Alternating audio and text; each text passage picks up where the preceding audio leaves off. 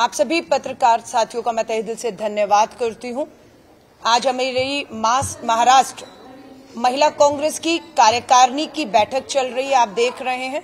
साथ में हमारा नारी न्याय सम्मेलन के तहत जो राहुल गांधी जी की भारत जोड़ो न्याय यात्रा में नारी न्याय के तहत महिलाओं का आर्थिक न्याय, सामाजिक न्याय, हमारा जो है राजनीतिक न्याय, कानून और संविधान में मिले हक अधिकारों और उनकी भागीदारी को लेकर आज चर्चा हो रही है। राहुल गांधी जी की भारत जोड़ो न्याय यात्रा कल उत्तर प्रदेश से राजस्थान और अब मध्य प्रदेश होते हुए गुजरात के बाद महाराष्ट्र प्रवेश करेगी, लगभग 11 और 12 मार्च के बीच में। उसी दौरान पूरी संभावना है, चर्चा हो रही है कि श्री राहुल गांधी जी महाराष्ट्र में नारी न्याय महासम्मेलन को संबोधित कर सकते हैं। जैसे ही हमें इसकी कंफर्मेशन आएगी हम आपको सूचित करेंगे। लेकिन आज सबसे बड़ी चिंता मेरी ये रही कि जब मैं पुणे उतरी, मेरी महिला बहनों ने बताया कि 2 बड़ी घटनाएं महाराष्ट्र के इस पुणे की नगरी में हुई हैं, जो पूरे महाराष्ट्र को, हर आदमी को शर्मसार कर रही हैं। पहली घटना, एक नाबालिग बेटी को जिस तरीके से बंदी बनाकर रखा गया, उससे लगातार यौन उत्पीड़न, बलात्कार होते रहे। सरकार के कानों में खबर तक नहीं लगी। क्या कर रहा था पुलिस और प्रशासन कि एक फ्लैट में एक नाबालिग बेटी के साथ इस तरह का जघन्य अपराध होता रहा और पुलिस प्रशासन, सरकार के कानों में खबर तक नहीं पहुंची। बड़ी बात है जो ध्यान खींचती है कि गरीबी, महंगाई और बेरोजगारी ने मजबूर कर दिया है कर्ज लेने पर। ये जो घटना है ये साफ दर्शाती है गरीबी, महंगाई और बेरोजगारी के चलते एक पिता कर्ज लेने पर मजबूर होता है। कर्ज ना चुकाने के एवज में उसकी बेटी को उसका इस तरीके से जो है खामियाजा उठाना पड़ा है। इन सब चीजों के लिए सरकार पूरी तरह से दोषी है। सरकार इस पे साफ दिखता है कि जो अपराधी है वो अपराध बेखौफ कर रहा है। पुणे के अंदर और इससे पहले भी घटनाएं हुई, अपराधियों में डर खत्म हो चुका है। अपराधियों में जब डर खत्म होता है तो 2 चीजें होती हैं, या तो अपराधी को सत्ता का संरक्षण प्राप्त होता है या अपराधी सत्ता का भागीदारी होता है। यही 2 कारण होते हैं कि अपराधी में डर नहीं होता और अपराधी बेखौफ अपराध को अंजाम देता रहता है। इस पे हम सरकार से जवाब चाहते हैं। फास्ट ट्रैक कोर्ट में इस मामले को चलाकर, फास्ट ट्रैक कोर्ट में मामला चलाकर 3 महीने के अंदर दोषियों को सजा, पोक्सो का कानून है, protection of children from sexual offence, जो कहता है नाबालिग बेटी के साथ बलात्कार में फांसी की सजाएं हैं। हम महिला कांग्रेस मांग करती है कि इसे फास्ट ट्रैक कोर्ट में केस को चलाकर दोषियों को फांसी की सजा देकर एक उदाहरण पेश किया जाए, ताकि अपराधी जो बेखौफ घूम रहा है उसमें डर पैदा हो। अगर सरकार ये नहीं करती है, हमारी अध्यक्ष महाराष्ट्र महिला कांग्रेस की संध्या जी ने बताया, जैसे ही ये घटना हुई हमने पीड़िता से मिलने का प्रयास किया, लिखित में हमने पीड़िता से संपर्क करने के लिए इजाजत मांगी। दुख और चिंता है कि हमें वो इजाजत नहीं दी गई। मकसद पीड़िता से मिलने का एक ही है कि पीड़िता को अगर किसी तरीके की भी आर्थिक, कानूनी अगर मदद चाहिए अन्याय के खिलाफ, अपने साथ हुए यौन उत्पीड़न के खिलाफ लड़ाई लड़ने में, तो महिला कांग्रेस न्याय का हक मिलने तक कानूनी तौर पर, आर्थिक तौर पर पीड़िता के साथ पूरी खड़ी रहेगी। सिर्फ वही विश्वास दिलाने के लिए कि पीड़िता किसी दबाव पीड़िता को ना डाला जाए। हम मिलना चाहते थे, हमें इजाजत नहीं दी, लेकिन हम फिर भी पूरी कोशिश करेंगे कि पीड़िता के परिवार को हम ये विश्वास दिलाने में कामयाब रहे कि भारतीय राष्ट्रीय महिला कांग्रेस परिवार के साथ न्याय का हक मिलने तक मजबूती से खड़ी है। दूसरी चिंता ये है कि महाराष्ट्र के पुणे नशे का अड्डा बनता चला जा रहा है और ये सब भाजपा की सरकार की नाक के नीचे हो रहा है कि नशा माफिया बेखौफ होकर सरहद पार से नशा लाकर पुणे की नगरियों में हमारे युवा युवतियों को अपना शिकार बना रहा है। 2021 में 21,000 करोड़ की, ध्यान देने को मैं कहूंगी, 2021 में भारतीय राष्ट्रीय कांग्रेस ने देश भर में प्रेस वार्ता करके इस बात का खुलासा किया था कि गुजरात के भुज में स्थित मुद्रा पोर्ट बंदरगाह पर नशा लगातार उतर रहा है। 21,000 करोड़ का नशा हीरोइन मुद्रा पोर्ट से जब्त की गई।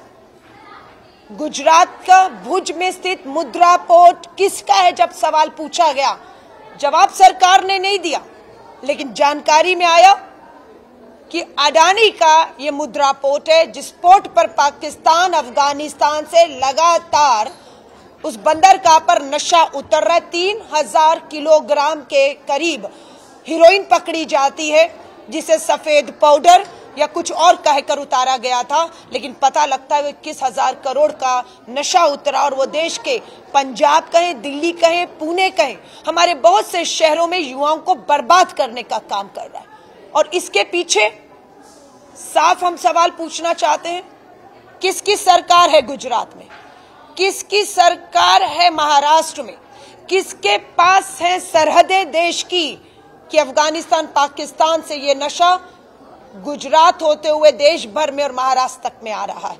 देश में कहें, दिल्ली कहें, महाराष्ट्र कहें, गुजरात में भाजपा की डबल इंजन की सरकार है और उसकी जवाबदेही बनती है।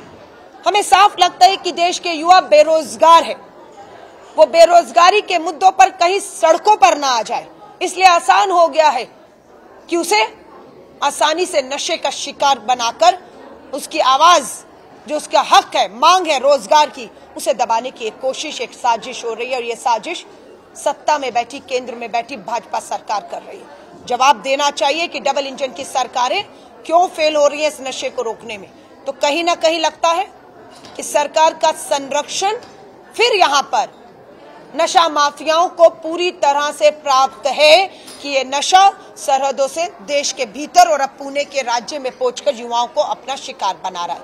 महिला कांग्रेस ने आज के सम्मेलन में जब महिलाओं से पूछा तो उन्होंने यही कहा कि ये नशे का शिकार युवा नहीं है, इस नशे का शिकार वो महिला और वो बच्चे भी है जो घर में है, क्योंकि आदमी जब नशा कर रहा है घर के घर बर्बाद हो रहे हैं और नशे में जब घर बर्बाद होता है तो उसका सबसे अधिक असर घर के छोटे बच्चों और महिलाओं पर हो रहा है। सो ये पूरे समाज पीढ़ियों को बर्बाद कर रहा है। भाजपा सरकार को हम खामोश नहीं रहने देंगे, उनकी जवाबदेही और जिम्मेदारी हम तय करते हैं और हम मांग करते हैं कि सख्त से सख्त कार्रवाई करके इन नशा माफियाओं के खिलाफ कार्रवाई करते हुए इन्हें रोके, नहीं तो सरकार को इस्तीफा देकर चले जाना चाहिए। हम मुख्य दर्शक बनकर महाराष्ट्र, पुणे और देश के युवाओं को इस तरह के नशे की लत में बर्बाद होते देश के भविष्य को नहीं देखेंगे। हम आंदोलन करेंगे, हम सड़कों पर आएंगे, हम जागरूकता लाएंगे और अगर सरकार कहती है कि उन्हें हमारा समर्थन किसी भी तरीके से चाहिए, हम उसे भी देने को तैयार हैं। पर सरकार विपक्ष का समर्थन कतई भी नहीं चाहेगी, क्योंकि जहां समर्थन की बात आती है वहां पर स्वाभाविक है सरकार बेनकाब हो जाएगी कि सत्ता का संरक्षण अपराधियों को पूरी तरह से प्राप्त है और इसकी हिस्सेदारी में सत्ता में बैठे नेता तक इसकी हिस्सेदारी पहुंच रही है। लेकिन हम समय के साथ इसे बेनकाब करेंगे और ये हमारी विपक्ष के तौर पर एक धर्म और जिम्मेदारी भी है, इसलिए हम ये करेंगे। धन्यवाद।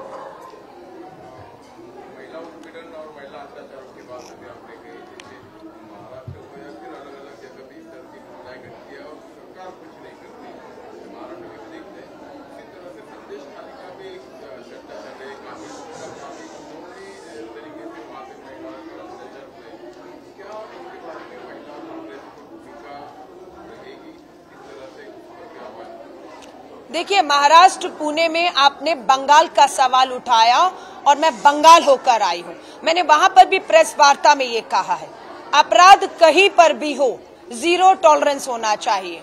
अपराधियों के खिलाफ सख्त से सख्त कार्रवाई करके फास्ट ट्रैक कोर्ट में केस चलने चाहिए और जघन्य अपराध हुए हैं, चाहे बंगाल की बात करें, चाहे पुणे के सामूहिक बलात्कार एक बेटी को बंद कमरा करके कर रहे थे। तो बात यह है कि सरकारें जिसकी भी हो, जवाबदेही उन्हें है, बेटियों को सुरक्षा देने की जिम्मेदारी सरकारों की है और ये अपराध एक राज्य तक सीमित नहीं रह गए। उम्मीद इसलिए इन सरकारों से की जाती है क्योंकि ये डबल इंजन की भाजपा सरकारें हैं। इसी सरकार ने बेटी बचाओ का नारा दिया और यही सरकारें अपराधियों को संरक्षण दे रही हैं, अपराधियों को बचा रही हैं। अपराधी इनके सांसद हैं, अपराधी इनके मंत्री हैं, अपराधी इनके विधायक हैं। संदीप सिंह हरियाणा में विधायक का, हरियाणा में भाजपा का मंत्री है, यौन उत्पीड़न के गंभीर आरोप हैं, मंत्री बने हुए कार्रवाई नहीं है। क्या भाजपा किस मुंह से दूसरों से बात करती है? कुलदीप सिंह सेंगर भाजपा का विधायक है, नाबालिग बेटी का बलात्कार का दोषी है। राम दुलारे उत्तर प्रदेश में भाजपा का विधायक है, नाबालिग बेटी के बलात्कार का दोषी है। ब्रजभूषण शरण भाजपा का सांसद है। साक्षी मलिक हमारी पहलवान बेटियों के यौन उत्पीड़न का जो है वो दोषी है। एफआईआर है, चार्जशीट है, कार्रवाई नहीं है। बिल्किस बानो इस देश की बेटी, गुजरात में डबल इंजन भाजपा सरकार 11 बलात्कारियों को रिहा करती है, सुप्रीम कोर्ट वापस जेल में डालने का आदेश दे दिया। हरियाणा में राम रहीम बलात्कार हत्याओं के दोषी है, उम्र कैद है। भाजपा की डबल इंजन की सरकार उन्हें पैरोल पे छोड़ती है। तो कम से कम इस भाजपा को डबल इंजन की सरकारों में बेटी बचाओ के नहरों के तहत अपने गिरेबान में झांक कर 10 साल के सवाल जो खड़े हैं उसके जवाब देने चाहिए। बात बंगाल की हो या कहीं भी, केंद्र में आपकी सरकार है, सीबीआई जांच करवाइए, फास्ट ट्रैक में करवाइए और न्याय दिलाइए, हम यही मांग करते हैं। लेकिन खाली कोरी राजनीतियां मत करिए क्योंकि ये बेटियों का और बेटियों की सुरक्षा से जुड़ा हुआ मामला है। धन्यवाद।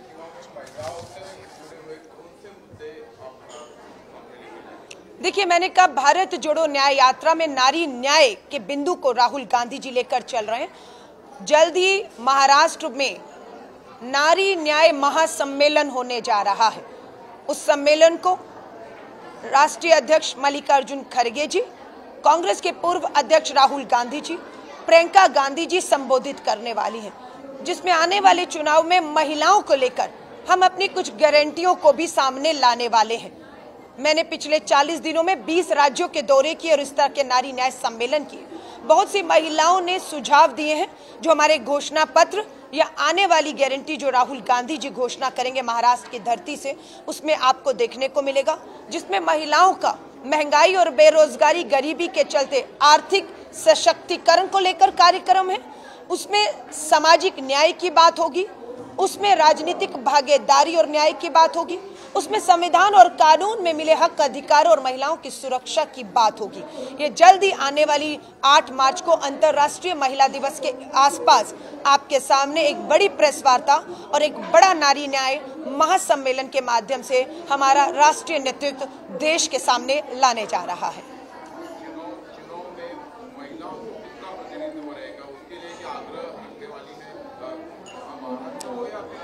देखिए, कांग्रेस की ही सोच है। क्या 14 लाख बहनें महिला आरक्षण के तहत पंच, सरपंच, नगर निगम और मेयर में हैं? आधी आबादी का हक अधूरे हैं। विधानसभा, लोकसभा में कानून पास कर दिया लेकिन लागू नहीं किया भाजपा ने। ये धोखा और अन्याय है इस आधी आबादी से। हम तो चाहते थे कि ये चुनाव महिला आरक्षण पे होता। 180 बहनें देश की इन लोकसभा की आरक्षित सीटों पर लड़ती और इसी 24 में संसद पहुंच जाती, जिसे भाजपा ने वंचित रखकर अन्याय किया है इस आधी आबादी से। पार्टी के भीतर की बात करें तो बिल्कुल हमारे प्रदेश अध्यक्ष बैठे हुए मंच पे अभी जब बात कही तो ये है कि महाराष्ट्र का इंडिया अलायंस का गठबंधन लगभग सीटों पर तय हो चुका है। जल्दी आप प्रेस वार्ता पे देखेंगे हमारे इंडिया गठबंधन के सभी नेतृत्व बैठकर कौन कितनी और कौन सी सीटों पर लड़ने जा रहा है। जैसे ही ये तय हो जाएगा, कांग्रेस जिन सीटों पर लड़ेगी, मैं पूरा विश्वास दिलाती हूँ वहां पर आपको महिलाएं भी बढ़ चढ़कर उन सीटों पर उम्मीदवार के तौर पर, चाहे वो विधानसभा का चुनाव है चाहे लोकसभा का, लड़ती हुई और भाजपा से अधिक संख्या में लड़ती हुई, जीतती हुई, सदन में पहुंचते हुए दिखेंगी। ये हमारा विश्वास है। मैंने फिर कहा, हमारी मांग है कि बहुत सी महिलाएं पंच, सरपंच, विधायक रह चुकी हैं और सांसद का चुनाव भी लड़ चुकी हैं, लेकिन बात फिर वही है एक बार सीटों का समीकरण जो है वो सामने आते ही जैसे ही तय होगा कौन सी सीट किसके पास जा रही है, कौन कितनी सीटों पर लड़ेगा, उसके बाद ये जल्द तय हो जाएगा कि बहनें कौन सी सीटों पर पार्टी पे लड़ेंगी। पर निश्चित है कांग्रेस से महिलाएं इस बार भी चुनावी मैदान में रहेंगी। धन्यवाद।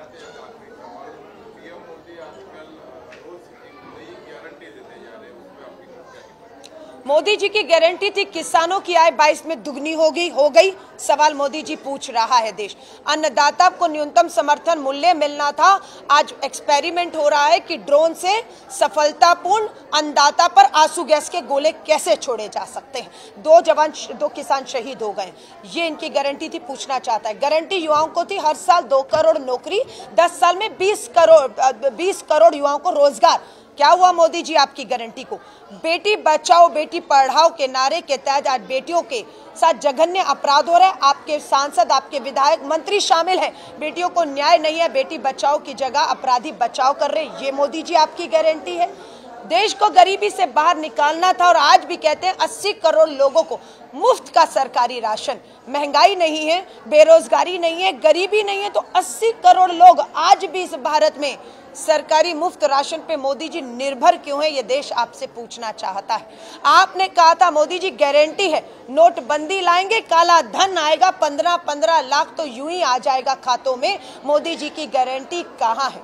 मोदी जी ने यहाँ तक कहा था कि हम लोग जो है देश में स्मार्ट सिटीज बना देंगे, आधुनिक भारत हो जाएगा। आज वो स्मार्ट सिटीज 10 सालों में 10 भी आप दिखा नहीं पाएंगे। आपने कहा था सरहदें मजबूत होंगी, आज सरहदों को अग्निपथ भर्ती योजना, ठेके की योजना लाकर पक्की भर्तियों को खत्म करके जो गारंटी आपने दी थी कि हम मजबूत करेंगे, उस गारंटी को कमजोर, सेना को कमजोर करने का काम प्रधानमंत्री जी आपने किया है। सो मोदी जी हिम्मत दिखाइए। 10 साल में लोकतंत्र के इस चौथे स्तंभ मीडिया से एक प्रेस वार्ता करके 10 साल की चुनौती देके जा रही हूँ। रिपोर्ट कार्ड पेश रखिए और इस चौथे स्तंभ को लोकतंत्र में उठ रहे सवालों के जवाब देने के लिए जो है वो एक मौका दीजिए। ये 400 पार आंकड़ा करने वाली सरकार पर सुप्रीम कोर्ट नकेल कस चुकी है। चंडीगढ़ में आपने देखा जोरदार तमाचा, जो लोकतंत्र की हत्या करने जा रहे थे उनके मुंह पर पड़ा और आज वहां पर इंडिया अलायंस का मेयर सुप्रीम कोर्ट ने अनाउंस किया है। हमारा इलेक्ट्रोल बॉन्ड किस तरीके से गुपचुप तरीकों से पूंजीपति मित्रों का 5 साल में 10 लाख करोड़ का कर्ज माफ करके उनसे कैसे इलेक्ट्रोल बॉन्ड के माध्यम से किस तरह से सुपारी ली जा रही थी और उन्हें देश के संपत्तियां बेची जा रही थी, उद्योग बेचे जा रहे थे, छोटे उद्योगों को बर्बाद किया जा रहा था। आज वो सब पर जल्दी ही SBI को कह दिया गया है इलेक्ट्रोल बॉन्ड में किस दल को किसने किस मकसद से कितना दिया, क्या सत्ता के लाभ, सब देश के सामने आने जा रहा है। ये 400 पार क्या आंकड़ा देने वाली सरकार इतनी डर गई है, खामोश हो गई है कि ED और IT का इस्तेमाल करके भारतीय राष्ट्रीय कांग्रेस के खातों को सील करने का काम कर रही है। हमारे 65 करोड़ रुपए वहां से निकाल लिए गए। तो बैंक दबाव में है, चुनाव आयोग दबाव में है, संस्थाएं दबाव में हैं, पर उम्मीद की किरण उस मुख्य न्यायाधीश से है जिन्हें चुनाव आयुक्त की नियुक्ति से जिस मुख्य न्यायाधीश को बाहर कर दिया गया है। ये डर दिखाता है कि मुख्य जो हमारा चुनाव आयुक्त की नियुक्ति से मुख्य न्यायाधीश को बाहर करना इनकी कमजोरी, कायरता और आने वाली हार को दिखाता है। धन्यवाद। धन्यवाद।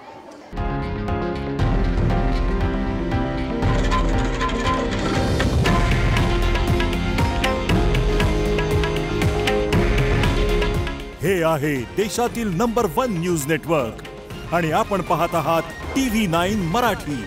काळजी तुमची, हित महाराष्ट्राचं।